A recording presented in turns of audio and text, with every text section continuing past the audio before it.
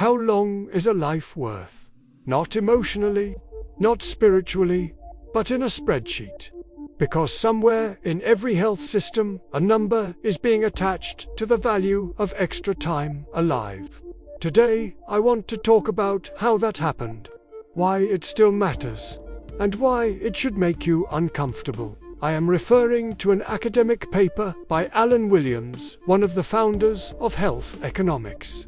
This paper discussed the quality adjusted life year, aka the QALY, pronounced QALY. The paper is titled Discovering the QALY, or How Rachel Rosser Changed My Life. The hyperlink to the paper is in the video description. This is not just a technical paper. It is a moral confession. Williams is reflecting on the creation of the Quality Adjusted Life Year, or QALY, a tool designed to help health systems decide what to fund. But buried inside it is a much deeper claim, that not all years of life are equal, and that some lives may already be complete. In the 1960s, I was taught that we were entitled to live for 70 years and 70 years. The source for this belief was said to be the Bible. Williams asks whether there is such a thing as an acceptable length of life. Think about that phrase. Acceptable length of life. It sounds calm, reasonable, efficient. But translated into plain language, it means that after a certain point, additional life may count for less, or may not count at all. And this is not a thought experiment. This logic already shapes decisions about cancer drugs, about intensive care, about long-term disability support, about neonatal care, and about older people. Now consider an alternative framework often presented as more global or more ethical. The Disability Adjusted Life Year, or DALY, pronounced DALY.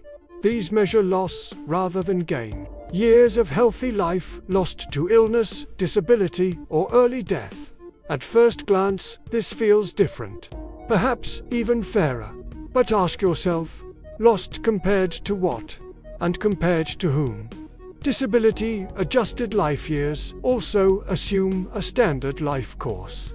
They also embed assumptions about productivity, dependency, and social contribution. They do not escape the moral problem. They repackage it. Now, let us move from theory to the real world. When a very premature baby is born, at the edge of viability, when clinicians debate whether to intervene aggressively, they are not just thinking medically. They are thinking in terms of future quality of life, expected years lived, probability of disability. In other words, they are thinking in quality-adjusted life years, even if they never say the word. Additionally, the physician's personal views may impact on these type of decisions. I have spoken to physicians who are sympathetic to requests to help their terminal patient to live long enough to see their grandchild born. A complex and difficult decision. If a doctor increases the level of care to one patient, will another patient suffer less care? I will leave you to think about the ethics of decisions like this. When someone in their 80s or 90s is seriously ill, you may hear people say they have had their life. Pause there, because that sentence carries enormous moral weight. It quietly suggests that empathy has an expiry date. Now let me ask you something more personal. How do you feel when you hear that phrase? They have had their life. Do you hear realism? Or do you hear withdrawal of concern? And would you feel the same if the person were your parent, your partner, or your future self? Because one day this logic will apply to you. This brings us to culture. In some societies, older people are seen as repositories of wisdom, as moral anchors, as active contributors. In others, they are framed as dependents, as burdens, as costs. Health economic models do not float above culture. They absorb it.